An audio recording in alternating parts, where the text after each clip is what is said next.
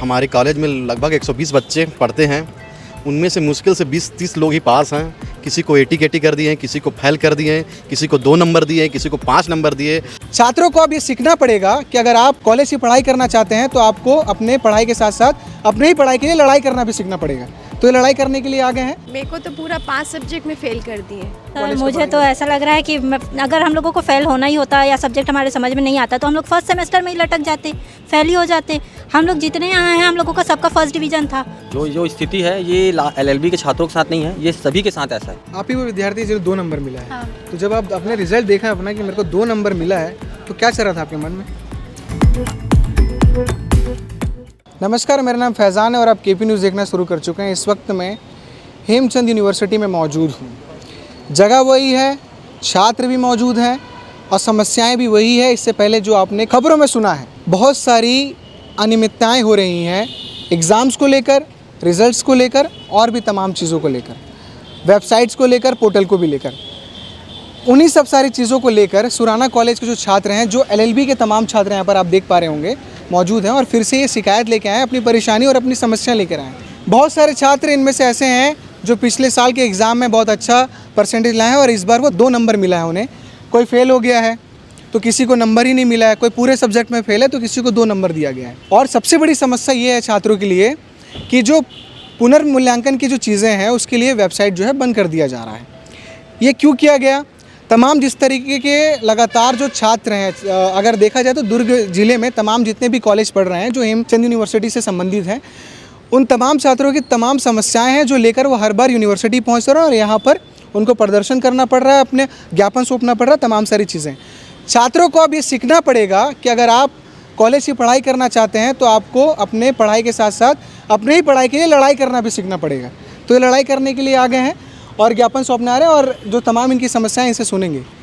क्या समस्या है, क्या समस्या लेकर आप लोग पहुँचे हैं और किन किन चीज़ों से दिक्कतें आपको आ रही है? नमस्कार सर, मैं सुराना कॉलेज का विधि द्वितीय सेमेस्टर का छात्र हूँ। क्या है सर, हमारे कॉलेज में लगभग 120 बच्चे पढ़ते हैं। उनमें से मुश्किल से 20-30 लोग ही पास हैं।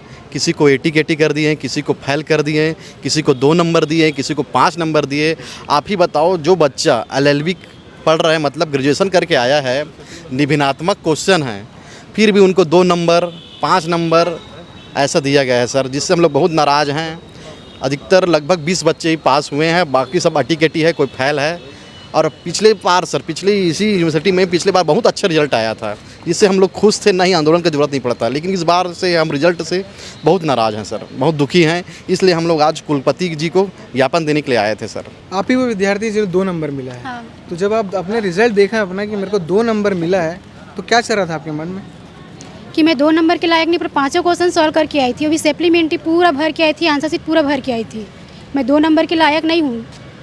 फर्स्ट सेमेस्टर में मेरा 68 पॉइंट बना था और इतना तो नहीं हूँ कि 2 नंबर मिलेगा मेरे को, पूरा लिखी हूँ। तो क्या लग रहा है आपको, ये जिस तरह का रिजल्ट इन लोग बनाए हैं या फिर जिस तरह की चेकिंग किए होंगे पेपर को, आंसर शीट को, क्या लग रहा है ये लोग अच्छे मूड में थे चेकिंग करने के समय? नहीं सर, नहीं थे। इन लोग 100 के चेकिंग किए हैं। 100 की चेकिंग? हाँ, तभी तो किसी को 5 नंबर 2 नंबर, ये कौन सा नंबर है बताओ ना? ऐसा नंबर नहीं देते हैं।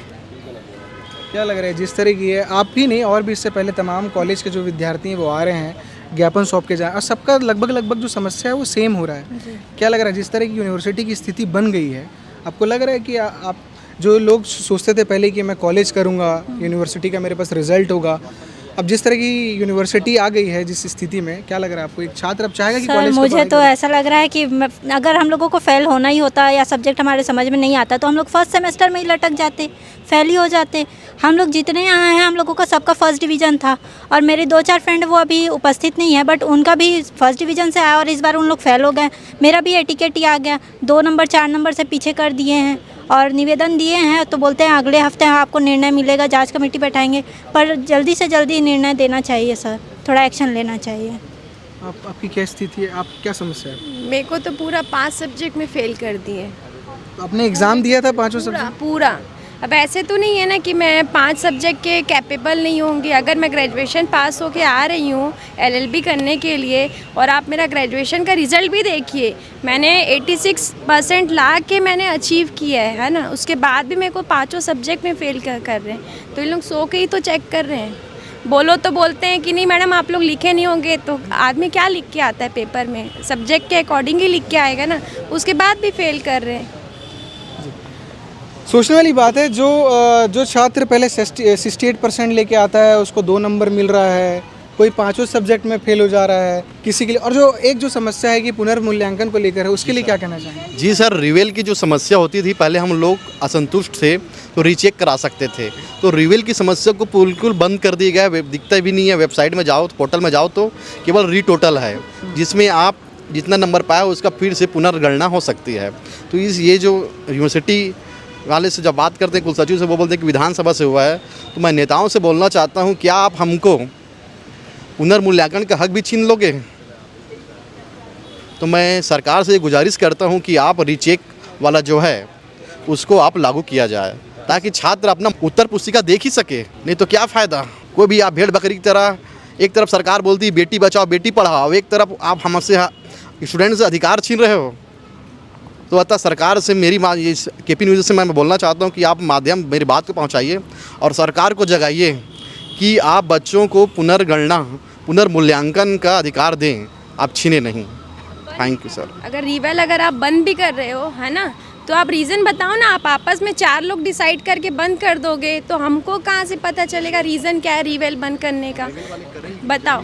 और आप रीटोटल करोगे तो जिसका अगर एक सब्जेक्ट में 80 के 80 हो, फिर से एग्ज़ाम दिलाए, मतलब उसका समय, उसका कोई टाइम, उसका कोई वो नहीं रखता इनको।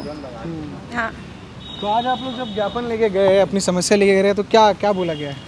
कुल सचिव जी बोले कि मैं इसे आने वाले सदस्यों को रखूँगा और आपकी समस्या का समाधान 1 हफ्ते में 2-4 दिनों में हो जाएगा, ऐसा करके बोले। आश्वासन बस दिए हैं सर। तो उनको लग रही है समस्या है करके? हाँ, समस्या लग रही है उनको, हमारे अच्छे से बात चलो, कम से कम लगा तो कि ये समस्या है। अच्छा लगा सर, मोटिवेट भी किए और समझाएं, आश्वासन दिए हैं। अभी ठीक, कार्रवाई हो तो हम खुश होंगे बस। तो ये जिस तरह की चीज़ें हुई आप लोग के कॉलेज में कि एक साथ इतने सारे छात्रों का रिजल्ट ख़राब हुआ है, ये लग रहा है आपको टेक्निकली कोई गलती है? जी सर, सिर्फ छात्रों की गलती नहीं है इसमें सर, टेक्निकली गलती है। अब आप ही बताओ ना, किसी को 2 नंबर 5 नंबर कैसे मिल सकता है, जो भी निबंधात्मक क्वेश्चन है, और ख़ासकर ग्रेजुएशन करके बच्चे आए हैं।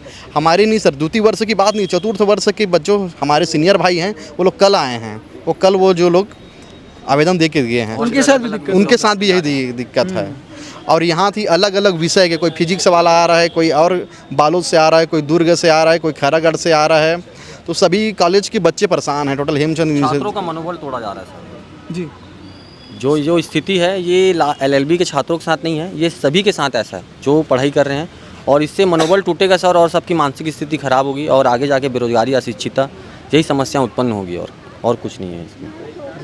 तो इस तरीके से इससे पहले भी पूर्व में भी अलग अलग विषय के जो कॉलेज के जो छात्र हैं वो हेमचंद विश्वविद्यालय पहुंचे थे, उन्होंने भी ज्ञापन सौंपा है। उन्हें भी बोला गया है कि जल्दी ठीक कर दिया जाएगी आपकी जो समस्या है, जांच कमेटी बनाई जाएगी, आपकी समस्याओं का जांच की जाएगी, अगर वो सही होगा तो उसे ठीक किया जाएगा। तमाम सिर्फ छत्तीसगढ़ राज्य में और भी अगर आप देश भर में देखें तो चाहे वो कॉम्पिटिटिव एग्ज़ाम हो या और भी तमाम जो एकेडमिक लेवल की जो एग्ज़ाम्स होते हैं या कॉलेज से रिलेटेड जो परीक्षाएँ होती हैं, उसमें कहीं ना कहीं अनियमितताएँ देखने को मिल रही हैं। और जिस तरह की स्थिति बन गई है पेपर को लेकर, चाहे जांच करने को लेकर हो, रिज़ल्ट को लेकर हो, सेंटर डिसाइड करने को लेकर हो, तमाम सारी चीज़ें जो है लापरवाहियाँ सामने आ रही हैं। इस स्थिति से ये स्थिति सामने आ रही है कि देश को शिक्षा मंत्री की नहीं, परीक्षा मंत्री की ज़रूरत है।